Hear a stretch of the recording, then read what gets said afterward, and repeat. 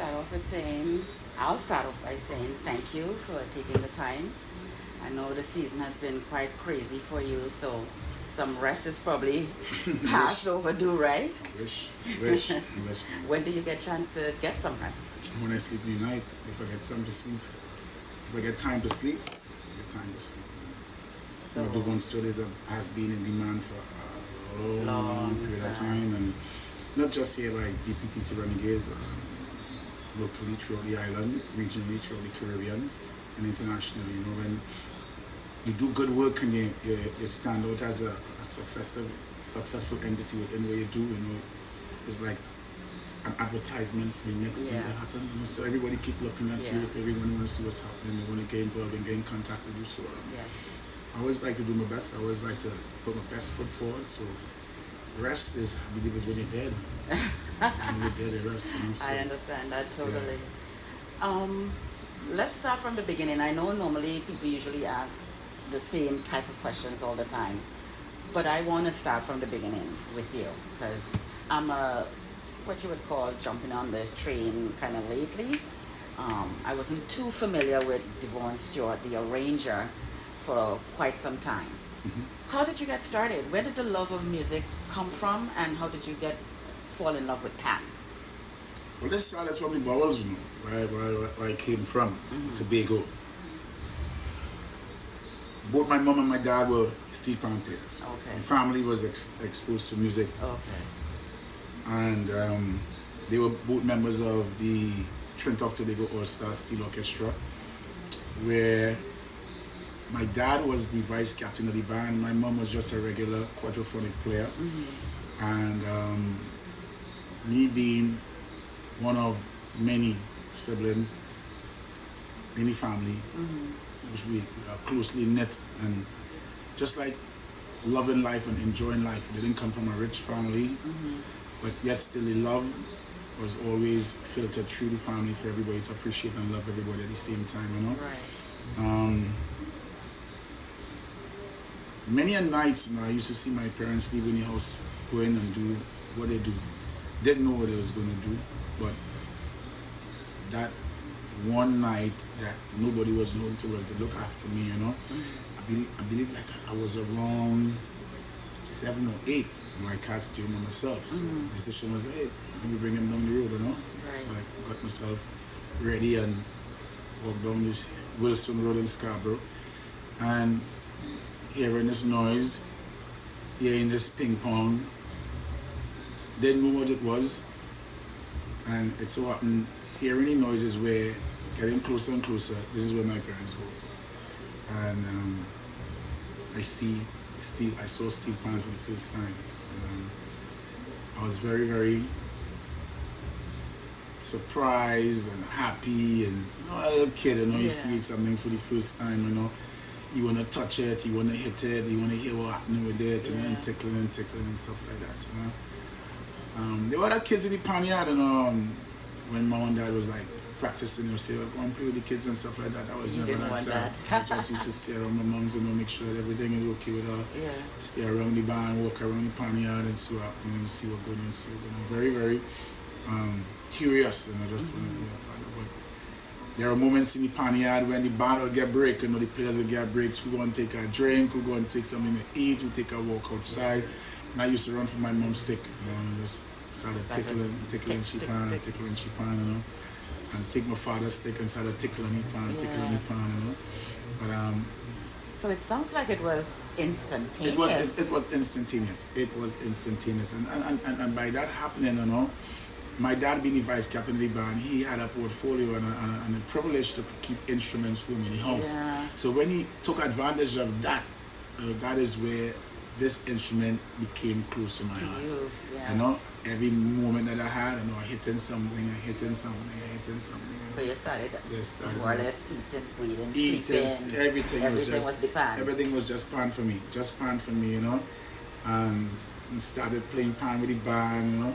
Now and again, and if the band have a song playing, and I might learn it, or my dad teach me, I might come and take a little play with the players, and then they see me playing, and then after a woman came along, you know, a woman came along by the name of Mrs. Gwyneth Armstrong, you know. She was really the musical director of the Steel Orchestra at the point in time.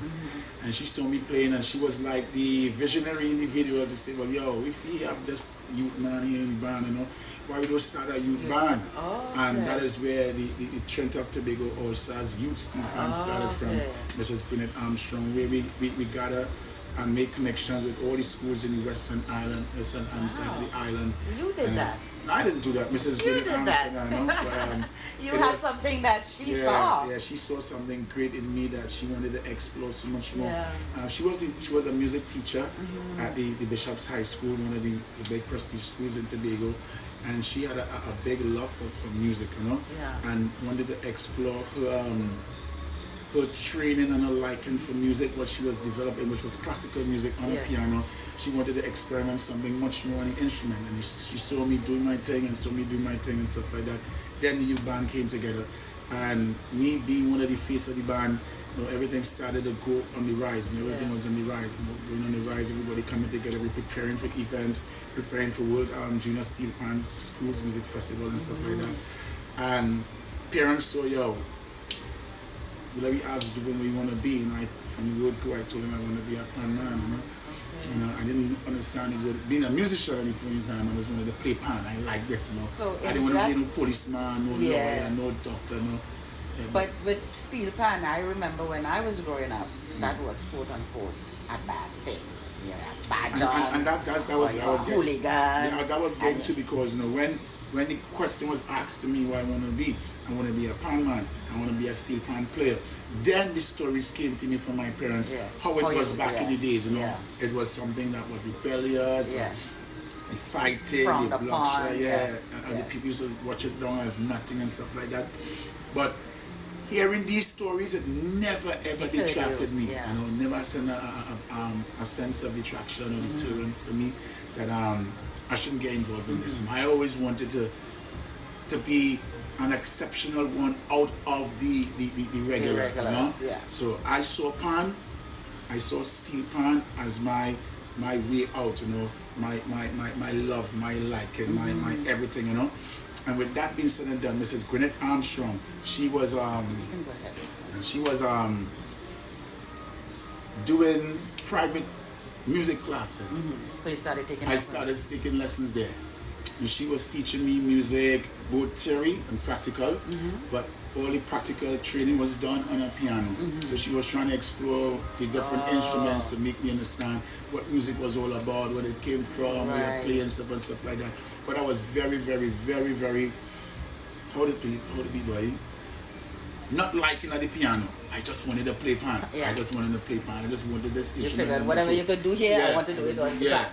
Yeah, but I took the theory part very serious, because, you know, without the black and white, you know, you could never really have that liking for it out there, to be appreciated, to be around universities, you know, different orchestras that they may be called upon, you know, because now I'm exactly 40 years being a part of this instrument and the music that I perform. That's your whole life almost my whole life. And I've been doing it from since I was 8 years. 8 years, and I've never done anything else in my life other than playing piano, playing music and stuff like that. So all these things were happening, and she was just pushing me, finding all the hidden gifts and attributes and things that Duvone had in him. And she came to the point where she couldn't have done anything more, because she explored everything. And it so happened that the same said Trinidad and Tobago Youth Steel Orchestra Band, we took part in a Junior Steel Band Festival here in Trinidad in 1986. And there was a category where you have an individual from each group go up and represent in a soloist category competition. Yeah, and I was representing Trinidad and Tobago All Stars. And you won? I didn't win. I didn't win that year. I didn't win that year. I was young. I was like 8, 9, 10, around that time. And 1986, I was 10 years old. Yeah. And I took part in the event, and then an anonymous phone call came to her. Jit Samuel called her. The Dr. Jit Samuel called my music teacher, saying to my music teacher, I want to get in contact with this kid. I like what he's doing, I like how he's playing, and stuff like that. So But that being said and done, he was earmarking anybody who had a passion and talent at the point in time, and he was just scouted for individuals, you know. And with that being said and done, back in Tobago, my parents all love Pan, and the family loved Pan, and everybody had a liking for who band they like. My dad is a big Catholic All Stars fan. My mother is a big West Coast Desperados fan. So my mother and my father now getting this phone call from my music teacher from another band. So with that being said and done, Dr. Jet Samru made the call, made the connection, Mrs. Armstrong made the connection to my parents, and I don't know what happened behind the closed doors, but I had a liking for his music from since 1987, when I first heard Pan in E minor. I wanted to be like him.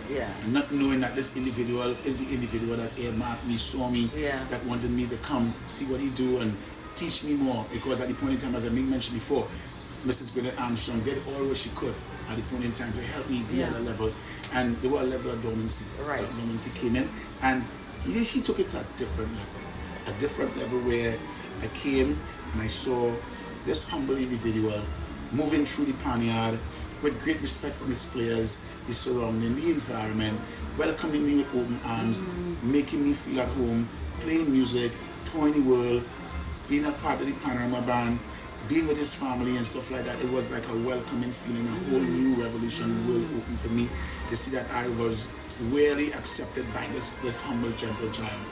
And with that being said and done, we end up doing so much things that I have grew myself to become a soloist by taking part in all different various competitions in Trinidad that I eventually won. Coming from Steel Pannist Music Festival, the local region, the international region, different small competitions and contests through the years and stuff like that. And I didn't want to stop.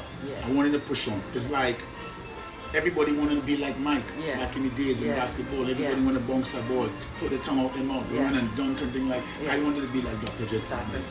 And I wanted to be like this man in such a way. The movie Lion King is what made me believe that there is a purpose in me, the cycle of life.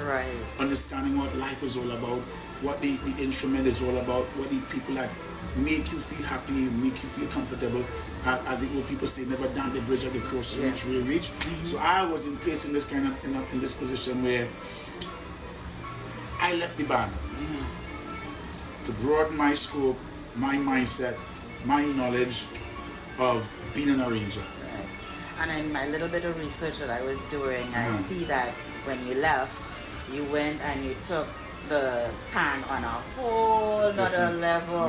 Because man, you start winning. You went from small to medium to large. You just been on this trajectory. And it's a good feeling being in the winner's seat, because everybody in life who breathe fresh air from God wants to be a winner in their own way. Mind you, I'll interrupt you there. I am too happy with the tie. I'm cool with it, man. I'm not happy with the tie. I'm cool with it, man. I feel you won that right out. Outright. Everybody's opinion is... not taken away from Massey. I am a Pan lover regardless. I have my favorite. I feel you guys did it on your own, but I'll still take the win, right? I still take the win. Because working for this organization was a dream come true. You know? You got the call what? 1 time, 2 times, 3 times? I was arranging when I left Renegades. I started arranging for Locket Up and Groove in the single pan category. I won that category for 11 consecutive years. And then after branch off to graduating to the conventional instrument part of it. Started off with meritones. The first I did them, they came first. Then I started off and I went up again and into the medium band categories where I did I did Valley Harps, I did Our Boys in Tobago, I did Solo Pan Nights, and they were just bands that was just preparing me mentally for me to gain some more educational wisdom and some knowledge that I could bring something new to the table as an arranger. But what really spurred this whole explosion of Duvone rising to his parties right now was the point where I got an opportunity to go to France in 2002.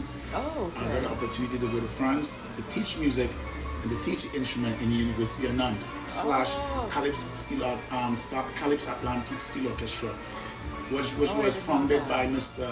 Mukhtari, and he came to Trinidad, was just looking for somebody to replace an individual who was there from before. Yeah.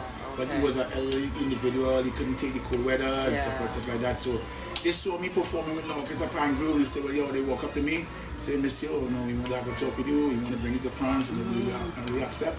We bring it for 3 months. If you like it, the job is yours, Wow. So they saw it from, they saw greatness from that bit back in the day too, Yes. But then again too, at that point in time, the name Duvone Stewart was just gradually becoming a household name, locally, regionally, and internationally. And by going to France in 2002, I thought that I was in a happy place here in Trinidad with playing music, but when I went to France, I saw a whole different perspective, a whole new world, a whole new love, a whole new passion, because here in Trinidad and Tobago, this instrument is not respected as an occupation. Back out in Europe and the Americas, who play instruments conventionally is a profession in Japan. It's an occupation for them. And I was really, really blown away by how these individuals dedicate their time, they being around individuals willing to learn. And I accepted the invitation, and with that invitation, I was put on with different individuals, guys like Mario Canas from Guadeloupe, Andy Norrell, who was residing across at the point in time, Ibrahim Malouf, Salif Keita, Yusuf Dor, Calypso Rose, who was there doing a bit of stuff to Jaffi Fafan and Richard Boner and these guys, So I got an experience to have a lifetime to receive information from individuals who saw France as a melting pot for music, because you get the music coming from Africa, Burkina Faso, Nigeria, Ghana, music coming from Middle East, Syria, Israel, and these kind of places, from East Europe, from Romania, Germany, from North Europe, England, these places. So everybody came and I was like, wow, this is my... It was like a mecca for you. I absorbed every inch of information that I could have grasped at the point in time. And I used to come back to Trinidad and take some ideas and whatever I learned and bring it back to the table. And the Duvone voice was established. The Duvone Stewart style and voice was really established to the point that I started winning competitions in the conventional category with pan elders. The first arranger, the only arranger to win 6 consecutive medium band titles. And with that being said and done, Panorama Renegades, BP Renegades, called for me in 2006, and I declined. I declined for one reason: I wasn't ready as yet. Because to come to do work for this organization, this establishment, after the great Dr. Jake Samaru, to be in his shoes, you wanted to be able to, I don't want to come here and disappoint. Big shoes to fill. Big shoes to fill, because he was so enigmatic, he was so charismatic, he was so successful. His style of music was so different from everybody others. else. I mean, I'm not a music student or anything like that, but I know what my ear likes. Right? And I always appreciated his style from the rest of the other arrangers. He was unique, creative. And Clive Bradley, two people who kind of stood out for me until you arrived on the scene. Well, me arriving on the scene is just because of persevering, digging in, try to look for this new voice, this new style, and putting everything in a gear where I want to make the Duvone Stewart brand be the Duvone Stewart brand, And it took time because I started with the band. I accepted the offer to arrange for the band on the third time. I did my research. I saw that. I got, my gosh. Yeah, and it was from the sponsors. They say, this is your band, take the band, come in, Do it, And I was like, okay, I'm ready. And by that time you were ready, I was ready. I was ready. You were cleaned up in all the other categories. Yeah, I was already cleaned up all the categories already. I was multiple Panorama Champions arranger for these categories and things before. But when I came to Renegades, it was like, okay, this is the creme de la creme. This is where the Panorama is. But this for band me. feels like you didn't just come. It feels like you've been groomed from 1987. Yeah. From baby. Right. I came from the bowels, man. I come like I feel like Dr. Rat and Righty Kincaid. Listen, and when you start those jumping days. on stage, you see the energy you have when Yeah. you're on stage, even in the Panyard when all are Yeah. just religion. That energy, That's confidence, baby. oh my God. That's confidence. You know, I did something in my life, which was a gastric sleeve surgery in 2016. Before, my highest made weight was you do that? 440 pounds. health concerns. I did it for Pan. I did it Okay. for Pan. Because at the point in time, 2016, I have been reaping a lot of accolades and successes through Steel Pan, not just through Panorama, traveling all over the world, doing master classes, lectures, workshops, performances, and stuff like that. And my name was just growing. A new generation of individuals saw me, loved me, embraced me, respect me, and they wanted to be like Duvone. And living an obese life and taking myself to the point where it was like, whatever happened. I felt that I was giving myself away to a generation of individuals who wanted to see me flourish, who wanted to see me there for a long period of time, to see that I could still continue to deliver for many years to come, health-wise. Yeah. So I did it really and truly for Steel Pan. Secondly, I did it for my health, and I wanted to become a much more healthy individual, regain my metabolism, regain my self-awareness, regain my whole self-aura, my demeanor, my public presence and stuff like that, which I didn't have a problem with. But then again too, being healthy was really the state of mind, was really important. From 440 pounds to 180 pounds presently. A lot of people don't now they get to recognize me, the voice, the more they see me. But back in the day when I was the big Duvone Stewart, I was just on stage, the energy wasn't there. I was just standing up there making sure the band, this and that. But when I did the surgery and I saw myself not wearing a waist 60 jeans again, not wearing a 6XL shirt, not wearing a size 14 shoes, and I see myself wearing a size 34, and I started moving more flexible, and I could run, and I could jump, and I could make these players feel comfortable to say, look, we boy, we nice. But some people might say, oh, he cocky and he show off and this and that. Man, all I have to tell them is that I am confident and happy of my gift, my blessings, and I can't make everybody like me. Amen. But at the end of the day, I feel confident in myself, and the organization and all the bands that I have worked with in the past have felt comfortable and confident in me doing what I do. So coming to this band now, my ultimate goal was just to win Panorama, just to win Panorama.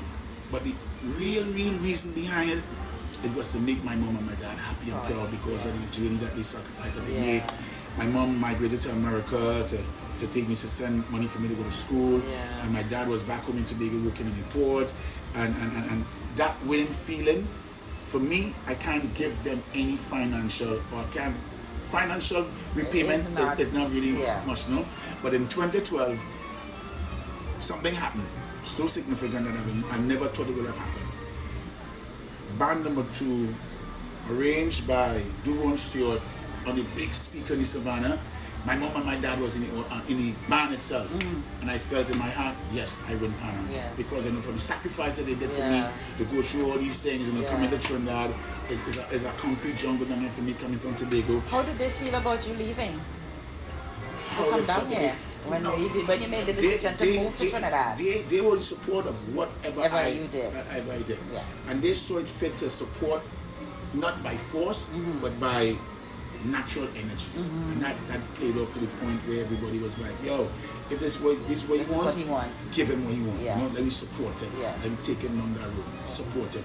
But not every road that we go through to be at one point to the next point was a smooth one. There's some bumps. I had red bumps in my journey, you know. Living in Trinidad, I saw all kind of things, man. I was depleted at a point in time. My life was just on the nightlife and the gambling and stuff. I feel confident talking about these things because I am a human being. I'm not perfect, and there's nothing for me to hide about my transition. And some people feel very embarrassed about talking about their past and the mistakes that they make. But I feel me being confident in talking about my past, it made me to understand that God has showed me the way that He could take you down to the dark side and He could take you to the bright side. So you know in the middle, you have to ask yourself, when you see the both sides, you choose and tell me what you want to do, and He will guide you to that true light. So when I choose the bright side, look what happened for me. Amen. I am the only arranger to win all 4 categories. I'm the only arranger to win 3 conventional categories in one night. I'm the only arranger to win 6 national Panorama Finals titles. You know, in recent times, I've won 4 out of the last 5 panoramas in the large band category. Dr. Jet Samuel died, the band was on 9 wins, Desperados was on 12. We now surpassed Desperados to be the number 1. We have 13 wins now. And to be in this realm now, it just gives me a sense of how to see things and accept it in a humble way, in a humble, thanksgiving way. And the transition from coming from Scarborough to the Savannah, it was a living testimony, dream that I will always go back and tell my people in Tobago, thanks for giving me that. Either I wasn't listening before, but I only realized that you were from Tobago when I started doing my research for this interview. And the smile that came across my face, because I'm from Tobago too, Nice, well, I was born from Kingpita Bay Road. Nice. So yeah, it made me very, very proud to see your rise and to see the way you're taking this pan music. The level. But it wasn't easy. It wasn't easy. And when I was growing up too, I was doing my history, you know. Winston Beatty Shadow, Rough Road, McCarthy Lewis. Yeah, she went through a rough time too. Shirley Winchester, Rough Road. Dwight York, Rough Road. And A&R Robinson, Rough Road. And we I don't know what we in Tobago have, what engine or what fuel that, what fire we have, but we never give up. We don't give up. We always going. Sleepless nights, it will be DNA. We always keep going, you know.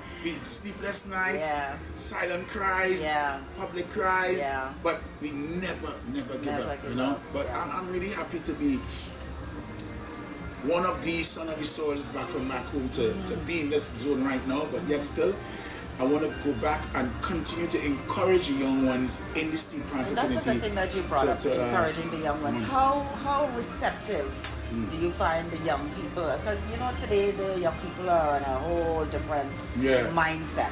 How difficult it is to get them. You can't force everybody to love what is in front of them. But for me, what I find that should be implemented in Trinidad and Tobago, if you want to say this is a national instrument, it's not in the make schools yet? the national instrument and put it in all the schools. Teach our young individuals, boy and girl, from primary school right up to secondary school, our instrument. That's what I'm saying? Because the Jamaicans loving their reggae, the Americans loving the R&B and hip hop. Everybody loving their culture, and we just struggle to find love within our circle. A lot of people say it's noise, and they don't like it, and this and that and that and the other. But I am very, very happy and proud to say to you that by my involvement at this young age that I have, it gave a lot of youths around locally, regionally, and internationally a sense of hope, knowing if Duvone Stewart could do it, we could do it too. So I was out and about, going about, preaching, talking, motivational speeches. And Kirsch Ramsey, who is the small band champion arranger for 2024 and medium band champion for 2024, he was one of my biggest success stories to date. Because I know the kid from a long time, played with Cats and Jammers, very energetic, flamboyant. He came to Trinidad, he was going to UTT. But at that time, Duvone Stewart was winning competitions, but I haven't done a band in Tobago. Oh, okay. And took a band to Winners Row in Tobago. So what happened is that a band, TN Tech Eastside, New Dimension, called me and say, Duvone, we wanted to come to Tobago and arrange for this band in the small category. But I was working with the Trinidad and Tobago Defense Force. So what happened is that I told the manager, I said, yo, listen to me. There are so many young brothers in Tobago that you need to take time in and invest in them. Believe in them. Give them the confidence, because let me think about it. when a child comes out of a womb, it does not run, sprint, eat macaroni pie, eat KFC, and do all the nice things to be happy. You have to take time, groom it, mold it, make it, feed it, make it so, make it be something that you believe that is your son. So I told them, I said, yo, give Kush Ramsey a chance. Rome wasn't built in a day. You pick a flower from a tree and you drop it on the ground, it don't turn brown one time and die. It takes time. So once you give that kid a lot of time to prove himself, he will take you somewhere. And look what happened now. They call me, they thank me, say, Duvone boy, I don't know about you, I don't know much about the thank you. Kush Ramsey called me like twice a week. Papi, I love you, boy. I appreciate him, you know. Sometimes it brings tears to my eyes, you know, that I could make somebody feel happy like that, you know. And it's not Kush Ramsey alone. A lot of them I gave opportunities to rise and to penetrate the walls in front of them. I always keep telling them, you know, don't make nobody come and tell you reach for the stars. I keep telling them all the time, go nowhere where man has gone before. Keep going. Keep going. The only way to stop and the only time to stop is when God is ready for you. Don't reach the stars and stay on the stars and feel like to reach. It always has somewhere, something to dig up to go further than that. You know? So by me adopting my style, my flavor, my touch in how I do music and how I arrange music, I treat it with theater. I treat it to the point where I want to make the blind see and the deaf hear. I want people to be so interactive with how I work in the pan yard. They're not just coming in the pan yard to listen pan. They're coming to be a part of a production, seeing how Duvone Stewart build a Panorama song, how you arrange a song, what's the meaning of the spot, where it comes from. Like when I did the story of DNA, the arrangement for DNA, it was all from the video. There was a woman on a bed. She had no identity. There were 3 syringes on the side. Michael Tager take it and insert it into her. So automatically she become a Trinbagonian. She's a Trinbagonian. So with that now, she's feeling to run in tongue again. So she's running in tongue, meeting a whole set of people, advertising and telling her, yo, you're a Trini. So they were now telling her things that you're supposed to know as a Trini. It's a national anthem, coat of arms, color your flag, your flowers, your birds, your leaders, all these things. And the production that we did for Final Night is to make Trinidad and Tobago know that love the country. Before we started, there was a 30-second voice over. I heard with Dr. Eric Williams speaking. And a lot of people in the audience was like, wow. I was one of them. I go. You had to be a visionary, right? When they come to see these things. Awesome. So it was like selling the part of. And if you weren't paying attention before, made you sit up. I mean, and it was like you're waiting, you know. So my music is my genius. My music is my biggest genius vessel, you know, to speak That's out how you loud. express. Or to speak out loud and be happy, you know. When I walk into the pan yard, there's one brain with all this music ideas, with this gift that God has blessed me with, to walk in here to see 150 and 160 people playing this one brain music. Overwhelming. Could imagine. Overwhelming. No, I can't really imagine what that would be like. It's something speak for him. So when people see me jumping up and smiling and talking with them and giving them the talk, and you know, there might be a little comedy time, serious time.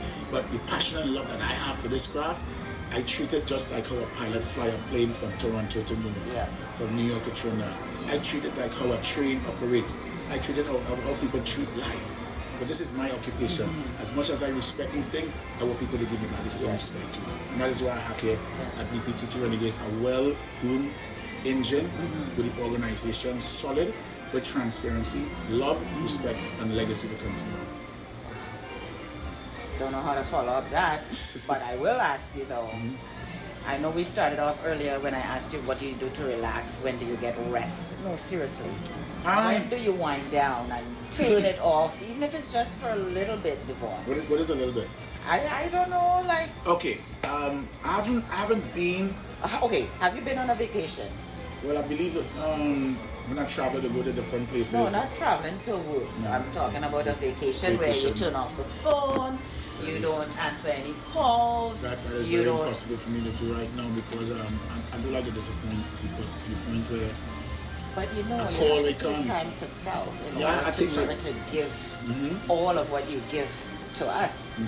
Yeah, I And take we time. want you at your best as Yeah, well. We don't yeah, want you yeah. to give, and then there's nothing left for you. Money, Right? fire burning, money, fire burning, fire burning. Now, if I could do 3 Panorama songs in 1 year and become successful with it, You're okay with that. anything is possible. But I would never do it again. Never. It took too much of shit That's out of a me. lot. But what if vacation is concerned, I never really had that point to say, well, I have a vacation. But me and my significant other, we take a little time, and she loves Tobago. Yeah. We go to Tobago, we relax, you know. Yeah. Take the phone off is Yeah. impossible. And if I take the phone off for an hour, well, At least I will 2 hours. try. 2 hours. I will try. Right now my phone wasn't as we speak. I know. I see. I told you you could have answered because exactly. I understand what's going on. Yeah, You could have answered, but okay. Yeah. But when I travel, I have a little downtime to travel and do a little Do you have sightseeing. kids? I could, yeah. Okay. Yeah. And how they feel about daddy being away Well, and gone all the time? they support the eye until their big time is when he come back and they see the suitcase. They what do they bring? We bring back for him, you know. What they bring back and stuff I like hear that. you. You know. How old are they? Well, one son and a half. One son? Yeah, one Okay, son. how old is he? He's 14. Oh, big boy, a teenager. Yeah, but Nice. man, all the little kids you see running around the Is Panya, your kids? they're my kids too. You know, Yeah. I normally do like give back events in the Panya, you know, cook food, buy drinks, Yeah. music, entertainment, you know, bring the kids snacks, Okay. bouncy castle, Oh, all nice. them Duvone Stewart, and they're coming Yeah. into all the day. You know, they're my kids too, man. So Oh. I love So them. yeah, so I'll unconditionally. take that then as the way you unwind. And Yeah, bring it yeah. down a little bit. Yeah, You know, because yeah. when you're doing things like that for kids, it's always a way of relaxing. Yeah, even like the junior band are here, and Yeah. I come to one of the main reasons coming in, they want to see the Stewart. Yeah. So as a practicer today, I will line with them a little bit, you know. Sometimes it is be a little So shy. the juniors are The carrying out there? juniors, Oh, they're going okay, I'll crack take up a little bit of that in, yeah. So when I come in Panyard, I will walk up to them and touch them on the shoulder. Oh, Duvone Stewart touch me. And I walk up to them, and so I give them a hug and ask them how they're doing in school, And you encourage know them. that makes them give you more than the 100% that you're expecting. Yeah. So when they go and perform, sometimes if I could make it, Yeah. I go out and meet them, Yeah. give them that love and give them that support. For Panorama, And I always see with them. they're doing just as well as the others. Well, they like look, they at, have. they look at the past us just now. They have 12 wins. 12. Yeah, we now need 13 Yeah. wins, so I feel like they went past us. Good You know? job, Renegades, juniors, adults. And big up to Yeah. Mr. Shaquille Vincent, the junior band arranger. junior you know? band arranger. Yeah, they're doing some nice things, man. Yeah. But my heart and my soul is Steel Pannist. Yeah. It's in my DNA from Yeah. wood go. My mom and my dad are still alive. As I said, my mom was at All Stars. My dad was at my dad is at All Stars. My mom is at Desperados. No, they are fully. They're fully converted. Fully converted. Okay. They're all Everybody's renegades renegades now. now. Everybody's renegades Nice. now. Yeah. All right. So it is what it is. It The is what it families, everybody today is renegades, you know, but they support their boy, they support the son, you know, so I appreciate that, you know. So just for me to continue replicating the greatness that I have inside of me with a lot of confidence and continuity. What's the word again? Consistency. Remaining on top. It's Yeah. so hard to stay on top. Yeah. And because fall. you're only as good as your last. Come on. Yeah, man. They only remember Man, the last. Yeah, man. And I know the piranhas in the ocean waiting to bite it. Yeah. Yeah, so I'm always a step ahead of them. So next year, 2025, God Spare Life is going to be another milestone attempt Okay. to become double, triple crown arranger. Okay. You know, so Forward to that. I'm looking forward to it. You know, it'll be very, very difficult. Yeah. Because I know they're coming for me again. They're coming for me again. But I have lots of love and respect for all the arrangers and players that make this thing happen around this time of the year, you know. But the judge's decision is final, and Duvone Stewart predominantly stands on top of everybody. And but I'm willing to accept what is in front of me, Yeah. so that I will continue to propel for greatness. Well, I hope we could bring some of this to Toronto. I mean, I was in Toronto working before. We have Afro-Pan and I used to- Fanatics and a few I used of to them. work. I used to work with we Brampton need Golden some. Hearts. Oh, really? Yeah, in Mississauga. Okay. I used to work okay. with them. We came second in 2012. Yeah, to So bring the band in. This man's Renegades or Tom the Canada? Yeah. Well, that's a lot of costing. Freighting, players, yeah, accommodation. And we had to plan this thing like in a year in advance, you know. Yeah. Yeah. It's gonna be nice to be Renegades Yeah. to Toronto, you know. So. Even if it's like make a guest appearance at our Panorama for Carnival. Yeah, that would have been a nice, yeah.